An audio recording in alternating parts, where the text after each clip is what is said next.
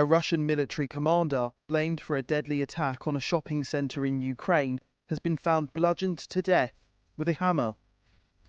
Dmitry Golenkov was accused of carrying out one of the cruelest attacks on civilians in the war. The shopping centre was located in the Ukrainian city of Kremenchuk, and the harrowing strikes killed 22 people. The mall had been full of shoppers on a busy Saturday afternoon.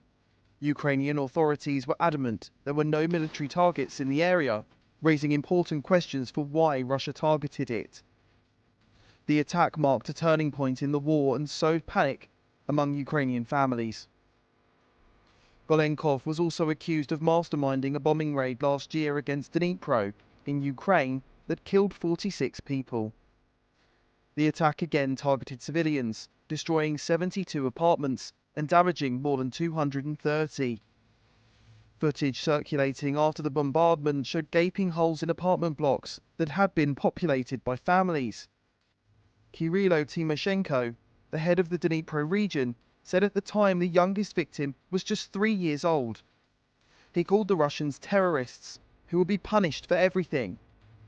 Fast forward 2 years, and the Ukrainians announced they had killed the man they held responsible for the vicious blasts, bludgeoning him with a hammer near a Russian village called Supanevo. Ukraine said, a Russian Tu-22M2 pilot has been liquidated on the territory of the Russian Federation. His head was smashed with a hammer. A Tu-22M2 pilot is a long-range strategic bomber. Ukraine's military intelligence, confirming it had assassinated Golenkov, called the murder weapon the hammer of justice. The civilian death toll continues to mount, with more than 11,000 civilians killed, including more than 600 children.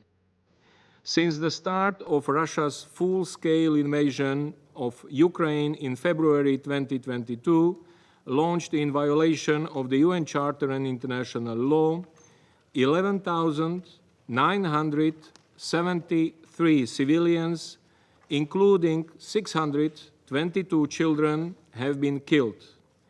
25,943 people, including 1,686 children, have been injured. It is unknown how Ukraine undertook the assassination, but special forces have been expanding operations inside occupied territories of Russia. Golenkov was found lying face down in shrubland. He had been carrying a white plastic bag. Ukraine said he had held the position of Chief of Staff of the Aviation Squadron, meaning he would have had a senior planning role in the attacks. The country has developed a reputation for daring operations behind enemy lines. In 2023, agents used data from a fitness app to plot the murder of a Russian submarine captain. The same year, the military planted a bomb to kill a Russian military blogger at a cafe in St. Petersburg. The Russian military has been ground down, and Putin's army finds itself short of men as the war's 4th year approaches. The Kremlin has reportedly drafted in thousands of men from across the world. Many were tricked into coming to Russia, then shoved onto the front lines. Now Moscow headhunts impoverished citizens from third countries, once again exposing the deeply racist, neo-colonial nature of this regime. We have seen reports the DPRK has sent forces and is preparing to send additional soldiers to Ukraine to fight alongside Russia. If true, this marks a dangerous and highly concerning development and an obvious deepening of the DPRK-Russia military relationship. We are consulting with our allies and partners on the implications of such a dramatic move.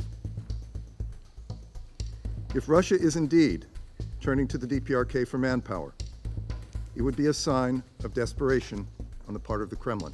The war has been beset by low morale among Russian troops and disagreement at all levels about tactics. Last year, Putin's mercenary Prigozhin led a revolt which was slapped down brutally. Prigozhin later died in an airplane crash. Russian President Vladimir Putin went on TV sent his condolences to the family of Yevgeny Prigozhin, the former leader of the mercenary Wagner Group, who was, of course, amongst the 10 people killed somehow in a plane crash north of Moscow. I knew Prigozhin for a very long time, since the early 1990s.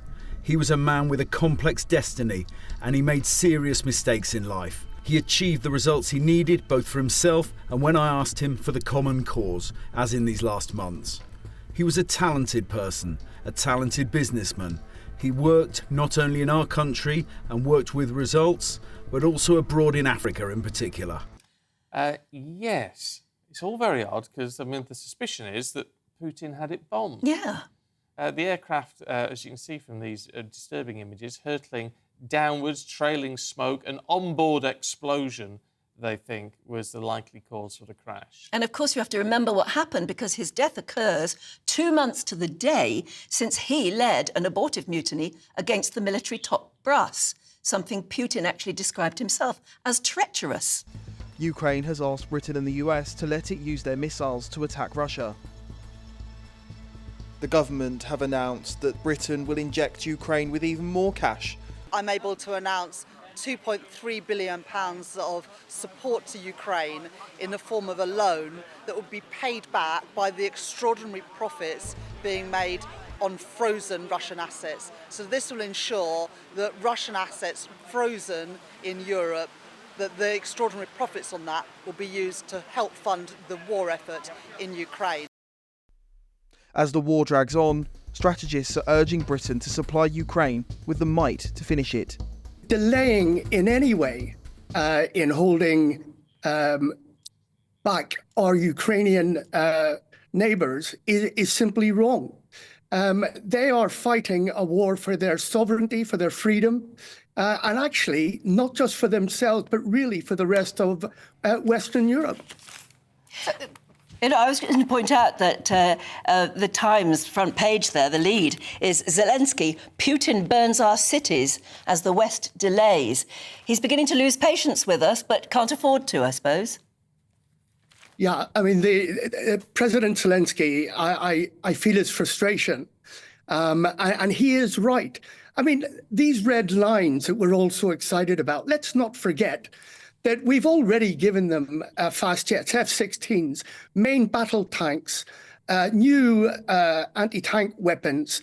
So that was a red line, which has not been acted upon by Putin. I don't want to tease Putin's will, but we must help the people in the right here, and that is Ukraine with their freedoms and their sovereignty.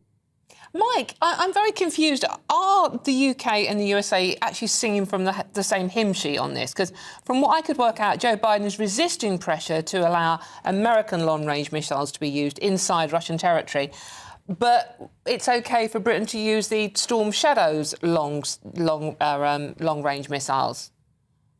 I think my reading of it at the moment is that we're all left in the dark. We really don't know, for operational security reasons, what that decision is.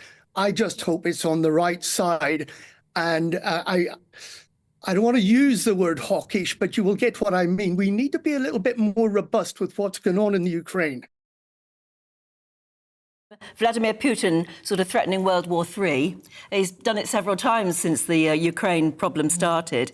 How seriously should we take that threat? I mean, should we be scared? Or is this all bluster? Look, when someone is threatening world war as a major power, we should take notice of it. But, you know, it's not going to go from zero to hero with a world war overnight just because there are incursions into Russia. I mean, let's think about what the aim is here for the Ukraine. They want to target command posts, and they want to target munition dumps. That is a very legitimate, within customary law, international law, that is a legitimate target.